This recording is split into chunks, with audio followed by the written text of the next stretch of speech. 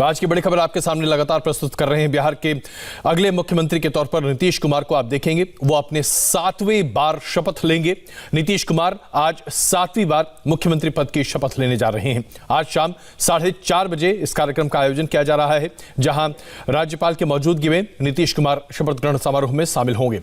इस शपथ ग्रहण समारोह में भारतीय जनता पार्टी के वरिष्ठ नेता और गृह मंत्री अमित शाह मौजूद होंगे।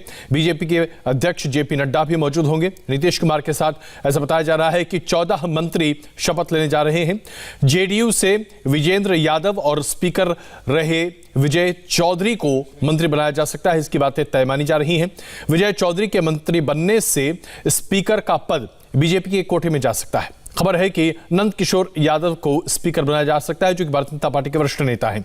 इसके अलावा वीआईपी से मुकेश साहनी, हम से जितिन राम मांझी के बेटे संतोष मांझी को मंत्री बनाया जा सकता है। ये तमाम नाम अभी सामने हैं। हालांकि 2 उप मुख्यमंत्री बिहार में बनेंगे, इस बात की लगभग पुष्टि होती दिखाई दे रही है और ऐसा लगता है जैसे कि उत्तर प्रदेश की तरह ही एक मुख्यमंत्री और 2 उप मुख्यमंत्री के तौर पर इस बार काम होगा। लेकिन ये बहुत एक बदली हुई सरकार होगी, जो कि अभी तक भारतीय जनता पार्टी के स्तर पर अगर देखा जाए तो बिहार में नहीं देखने को मिल रहा था।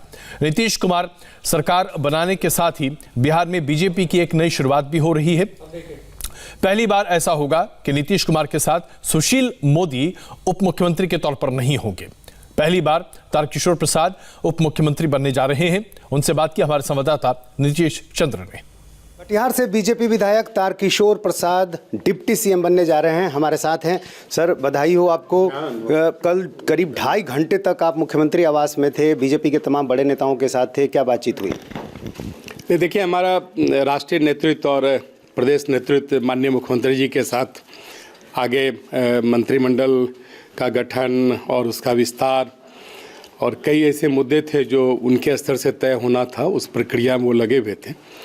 और मुझे बताया गया है कि उप मुख्यमंत्री के दायित्व में मुझे इस मंत्रिपरिषद में रहना है और शेष हमारे जो नेता हैं वो देख रहे हैं। आज कितने मंत्री शपथ लेंगे, ये जानकारी आप दे सकेंगे? नहीं, मैं इस पर कोई टिप्पणी नहीं करूँगा, क्योंकि हमारे जो एनडीए के 4 घटक दल हैं उसके सभी वरीय नेता आपस में बात करके उसे स्वरूप प्रदान कर रहे हैं। धीरे धीरे सारी स्थिति स्पष्ट हो जाएगी, लेकिन मुझे संकेत दिया गया है कि मैं उप मुख्यमंत्री के रूप में शपथ। दूसरे नाम की भी चर्चा थी कल से, रेणु देवी की, क्या वो भी बन रही है डिप्टी सीएम? और भारतीय जनता पार्टी की इस ऐतिहासिक जीत में महिलाओं की बड़ी भूमिका है। और आप तो जानते हैं कि एनडीए सरकार ने महिलाओं के सशक्तिकरण में यशस्वी प्रधानमंत्री जी से लेकर यशस्वी मुख्यमंत्री जी और हमारी पार्टी ने कई कार्यक्रम दिए हैं और ये बिहार में दिख भी रहा है। तो स्वाभाविक तौर पर जो आधी हिस्सेदारी है, आधी जो आबादी है, उसका प्रतिनिधित्व इस रूप में हो, ये हमारी पार्टी ने, हमारा नेतृत्व ने तय किया है और रेणु जी उस दायित्व में आएंगे। अच्छा, तो आज शपथ आप लोग ले रहे हैं, तो अब एक बड़ी जिम्मेदारी आपके पास है।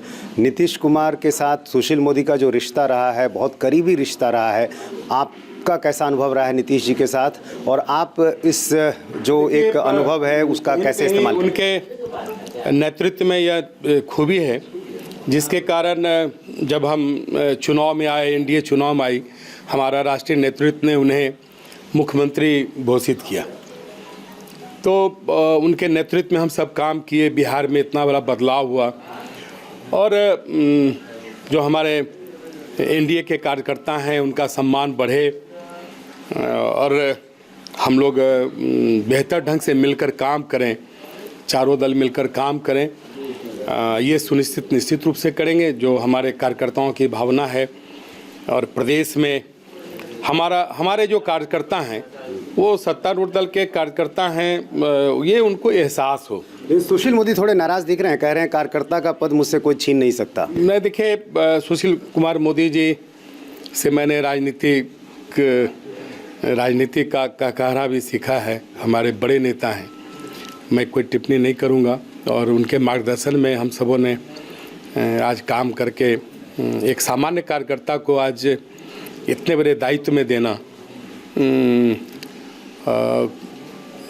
आप समझ सकते हैं कि उनकी क्या भूमिका रही होगी। और मैं नहीं समझता हूं कि वो नाराज़ होंगे। वो तो ऐसे हमारा नेतृत्व है जो कभी उन्हें जिस दायित्व में दल ने रखा है वहाँ उन्होंने। आपको क्या लग रहा है पार्टी उनको और बड़ी जिम्मेदारी देगी? आपके पास ऐसी कोई खबर? निश्चित रूप से देखिए, हमारे बड़े नेता हैं।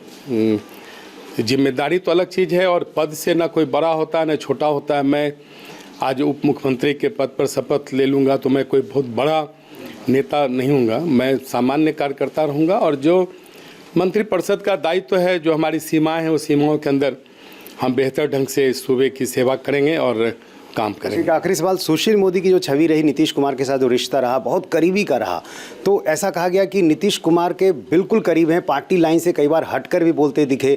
इस छवि से क्या आप बाहर निकलने की कोशिश करेंगे? देखिए, अभी तो मैं उस सीमा रेखा के अंदर हुई नहीं, मैं तो अभी शपथ भी नहीं लिया हूँ।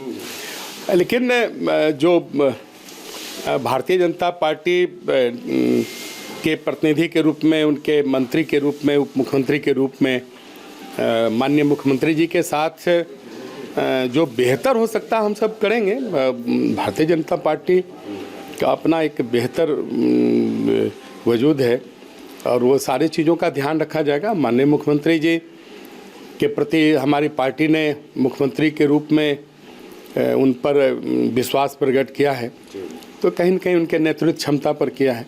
अच्छा, एक जानकारी और आपसे लेना चाहूँगा। विजय चौधरी मंत्री पद की शपथ ले रहे हैं, इसका मतलब स्पीकर का पद बीजेपी के पास जा रहा है? यह मेरे अभी क्षेत्र में नहीं है, यह बिल्कुल राष्ट्रीय नेतृत्व इस मामले को। चलिए, डिप्टी सीएम बनने की बधाई आपको एक बार फिर। बहुत बहुत धन्यवाद। तो तारकिशोर प्रसाद डिप्टी सीएम बनने जा रहे हैं।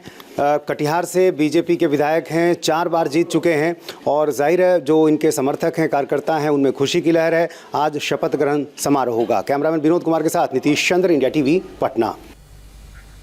तो आपने देखा किस तरह से बिहार की राजनीति में एक बड़ा बदलाव आता हुआ दिखाई दे रहा है। देवेंद्र और अर्चना, हमारे दोनों संवाददाता इस वक्त हमारे साथ मौजूद हैं। देवेंद्र, जो बिहार में अभी दिखाई दे रहा है, उससे क्या यह माने कि भारतीय जनता पार्टी अपने चाल चरित्र और चेहरे को बड़े पैमाने पर बिहार में बदलने की तैयारी में है और अब हम भारतीय जनता पार्टी को एक अलग स्वरूप में बिहार में देखेंगे?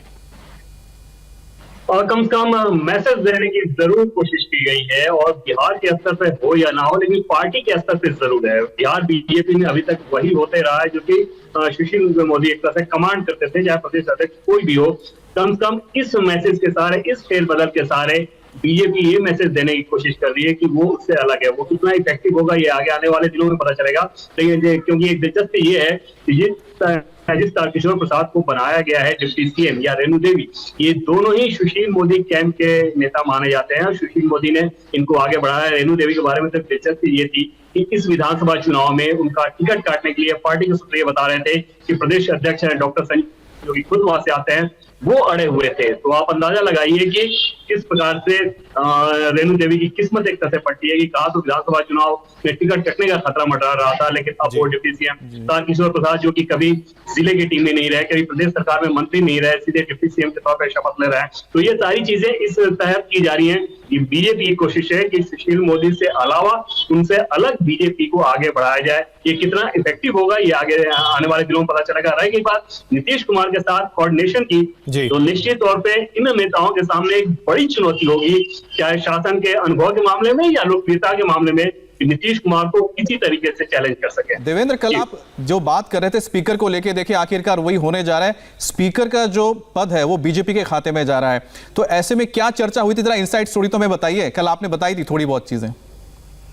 और ये बीजेपी की जैसे ही नंबर आए उसके बाद बीजेपी की ये कोशिश थी कि स्पीकर का पद उसके पास आना चाहिए। हालांकि जेडीयू के जो हमारे सूत्र थे वो ये बता रहे थे कि नीतीश कुमार इस बात को लेकर बहुत ज्यादा सतर्क हैं कि स्पीकर का पद जेडीयू के पास ही रहे, क्योंकि जो सोर्सेज हैं वो ये बता रहे हैं कि आगे आने वाले दिनों में कुछ विधायकों में तोड़ फोड़ का खतरा मंडरा सका है। एक तरफ तो आरजेडी लगी हुई है किसी तरह से फेरबदल कराकर अपनी सरकार बनाने को लेकर, दूसरी तरफ जेडीयू चाहता है कि कांग्रेस के वैसे विधायक जो कि नीतीश के विकास वाले चेहरे के साथ आना चाहें, वो आने को तैयार हो, तो उनको शामिल कराया जाए। तो इन सारी परिस्थितियों में स्पीकर की भूमिका बहुत ज्यादा महत्वपूर्ण हो जाती है जब दल बदल होता है। और उस लिहाज से नीतीश कुमार और जेडीयू की कोशिश थी कि स्पीकर का पद उनके पास रहे, लेकिन बीजेपी उस बात को लेकर अड़ी रही और आखिरकार नीतीश कुमार ने उस बात को माना है कि बीजेपी कोटे को स्पीकर का पद दे दिया जाए। वहां पर नंदकिशोर यादव माना जा रहा है कि बिहार विधानसभा के अगले अध्यक्ष होंगे। ये सारी कवायद सिर्फ और सिर्फ इस बात को लेकर हो रही है